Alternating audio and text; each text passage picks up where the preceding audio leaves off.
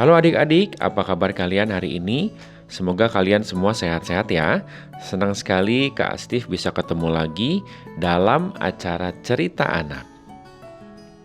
Hari ini Kak Steve mau bacain kembali cerita Alkitab, yaitu tentang bagaimana Yosua merebut tanah perjanjian.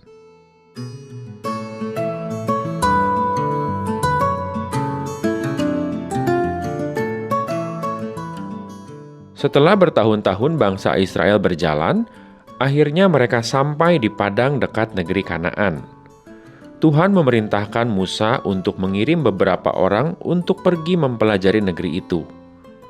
Musa lalu memilih 12 orang sebagai pengintai yang dipimpin oleh Kaleb.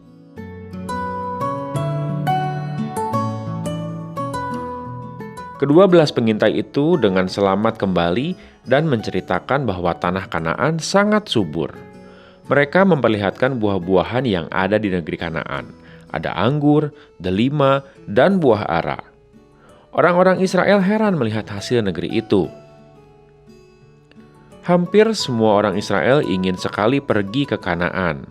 Tetapi ada beberapa orang dari mereka yang mengatakan bahwa bangsa Israel tidak akan sanggup melawan orang-orang Kanaan yang besar dan kuat.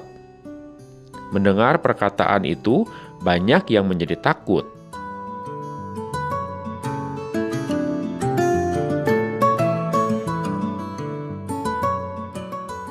Tuhan lalu menyuruh Musa mengumpulkan tongkat para pemimpin Israel. Ada 12 tongkat yang berjumlah sama dengan jumlah suku Israel. Dari salah satu tongkat, tumbuh daun baru dan bunga. Itulah tongkat Harun. Tuhan menyuruh Musa untuk meletakkan tongkat Harun dekat tabut perjanjian sebagai peringatan bagi orang yang kurang percaya.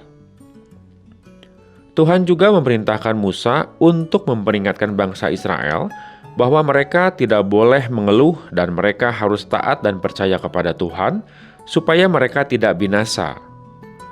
Musa melakukan perintah Tuhan untuk meyakinkan orang-orang Israel supaya mereka ikut perintah Tuhan.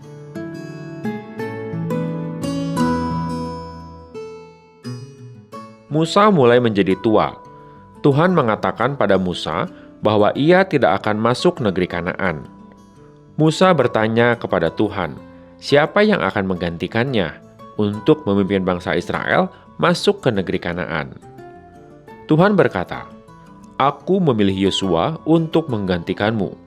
Berkatilah dia, katakan pada bangsa Israel bahwa dia menggantikanmu. Musa melakukan seperti yang diperintahkan Tuhan. Dia memanggil Yosua bin Nun dan memberkatinya.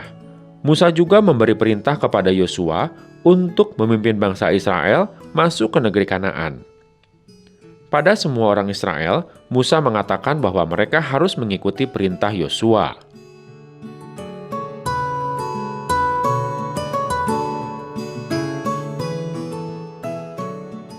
Ketika Yosua berbicara kepada bangsa Israel, semua orang mendengarkannya sama seperti mereka mendengarkan Musa. Sekarang, Musa merasa senang. Dia tidak perlu khawatir lagi karena sudah ada pemimpin Israel yang gagah dan diberkati Tuhan. Tuhan memerintahkan Musa untuk naik ke Gunung Nebo. Dari atas gunung itu, Musa melihat negeri yang indah dan subur. Itulah negeri yang kujanjikan kepada Abraham. Aku mengizinkan engkau untuk melihatnya, tetapi engkau tidak boleh masuk ke sana. Sekarang waktumu sudah tiba. Sesudah Tuhan berkata, Musa meninggal.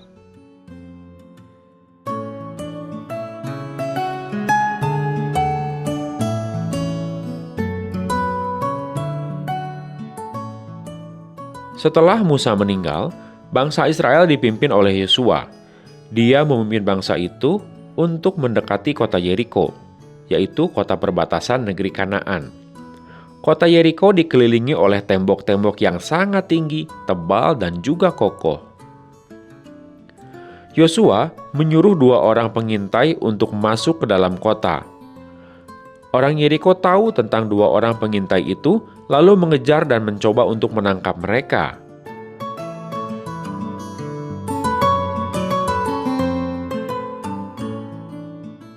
Untunglah kedua pengintai itu disembunyikan oleh seorang perempuan Kanaan yang bernama Rahab. Mereka disembunyikan di pojok atas loteng rumahnya, di bawah timbunan jerami. Waktu prajurit Yeriko datang, mereka tidak menemukan dua pengintai itu. Pada malam harinya, kedua pengintai itu lari dari kota. Mereka segera menemui Yosua dan menceritakan pengalaman mereka.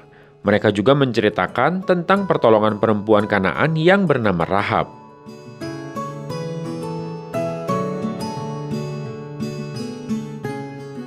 Yosua bangun pagi-pagi untuk memimpin bangsa Israel menuju kota Yeriko.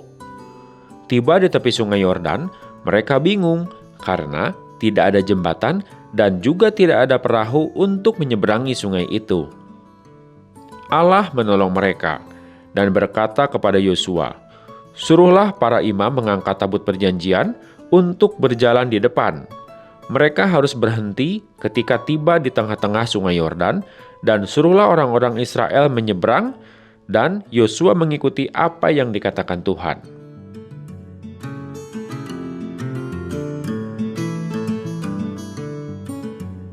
Begitu para pengangkat tabut perjanjian menginjak air sungai Yordan, sungai itu berhenti mengalir dan dasar sungai itu menjadi kering. Para imam tetap berada di tengah sungai supaya ribuan orang Israel dapat menyeberangi sungai yang sudah kering itu. Atas perintah Tuhan, Yosua juga meminta 12 pemimpin suku Israel untuk mengangkat batu-batu dari sungai Yordan ke tempat mereka bermalam. Batu-batu ini kemudian dijadikan sebagai peringatan pertolongan Tuhan. Jelaskan kepada anak cucu kita bahwa air sungai Yordan terputus ketika tabut perjanjian ini menyeberangi sungai, kata Yosua.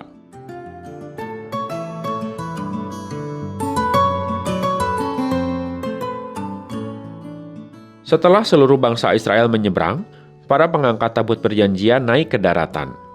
Heran sekali, begitu mereka sampai di darat, air sungai kembali mengalir. Di sanalah Tuhan membuat nama Yosua besar sehingga orang Israel takut kepadanya. Di dekat kota Yeriko, Yosua bertemu dengan panglima bala tentara Allah. Yosua segera bersujud dan menyembah. Panglima itu berkata, "Tanggalkanlah kasut dari kakimu, sebab tempat ini suci." Yosua menuruti perintah itu.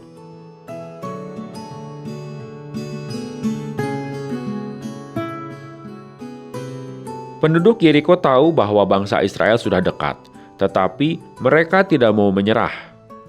Mereka segera menutup gerbang kota, dan semua penduduk Yeriko bertahan di dalam kota.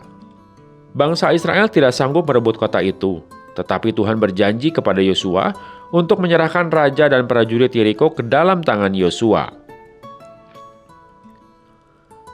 Tuhan berkata kepada Yosua, "Bawalah semua prajurit Israel mengelilingi kota Yeriko, 1 hari 1 kali. Lakukanlah selama 6 hari. Tetapi pada hari yang ke-7, kamu dan para prajuritmu mengelilingi kota itu 7 kali. Suruhlah beberapa orang meniupkan trompet lalu bersorak-sorai."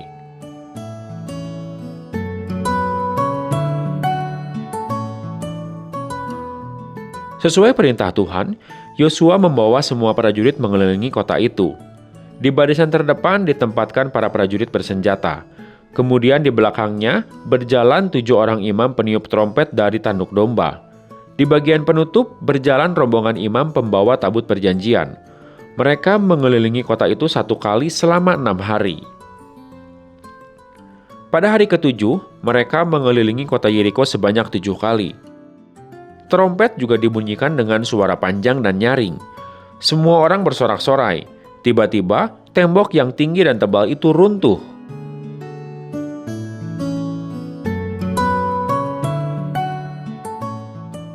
Bangsa Israel kemudian memanjat sisa tembok Yeriko. Mereka masuk kota Yeriko dan mengalahkan orang-orang Yeriko. Hanya Rahab dan keluarganya yang selamat karena mereka percaya kepada Tuhan Allah. Ketika kota Yeriko berhasil direbut oleh bangsa Israel, penduduk negeri-negeri dekat kota Yeriko merasa ketakutan. Supaya mereka sanggup mengalahkan bangsa Israel, semua raja-raja bersatu, sehingga tentara mereka bertambah banyak dan kuat. Tuhan meyakinkan Yosua bahwa mereka akan mengalahkan musuh dengan pertolongan Tuhan, dan Yosua percaya.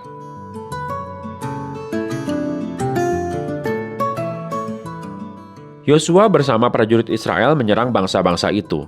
Tuhan juga menolong Yosua dengan mendatangkan hujan batu, sehingga prajurit musuh banyak yang mati. Bangsa Israel menang, tetapi peperangan belum selesai. Yosua lalu berdoa kepada Tuhan. Ia meminta agar matahari berhenti bergerak. Tuhan mendengar doa Yosua.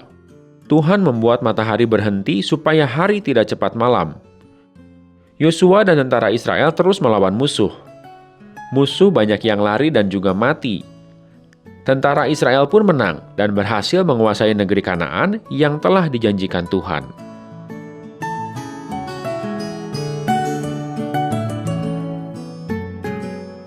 Sebelum umat Israel menduduki Kanaan, Yosua membangun sebuah mezbah bagi Tuhan. Kemudian di atas mezbah itu, Yosua mempersembahkan korban bakaran sebagai tanda terima kasih. Sesudah itu, Yosua membacakan hukum-hukum Tuhan seperti yang dituliskan oleh Musa untuk dipatuhi bangsa Israel. Demikian adik-adik kisah tentang Yosua merebut negeri Kanaan. Semoga cerita ini bisa memberkati adik-adik semua. Sampai jumpa, Tuhan Yesus memberkati.